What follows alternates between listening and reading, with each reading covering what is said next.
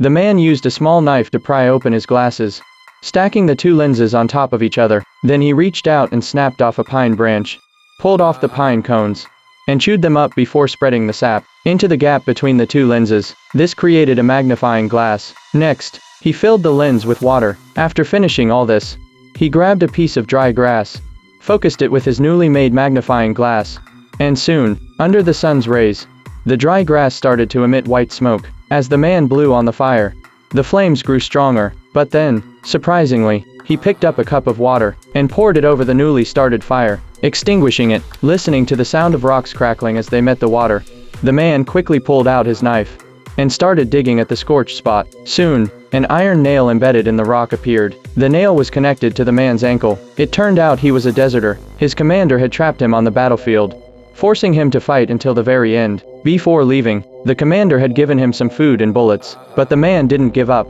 He tried using the bullets to break the iron chain, but failed. Luckily, the man had a strong understanding of physics, so he came up with a way to break the chain. He kept pouring more water onto the hot rocks, while his knife dug into the crumbling stone. Meanwhile, fighter jets flew overhead. Fearing discovery, he sped up his burning and digging. The man spent all his time heating the rocks, except for eating and resting. But soon, the flammable materials around him were nearly gone. At that point, he tried pulling out the iron nail. Even with all his strength, the nail was still stuck in the rock. The man quickly thought of a new plan. He removed the gunpowder from the bullets, poured it into a small hole he had dug, and added some flammable materials to ensure the gunpowder would burn properly. Then, he lit the grass and dropped it into the hole. To stay safe, he quickly hid under the rocks, waiting for the gunpowder to ignite, praying this last chance would help him escape. Soon, as the smoke cleared, he slowly got up. He picked up a rock, aimed it, and began smashing the iron nail. Then, using all his strength,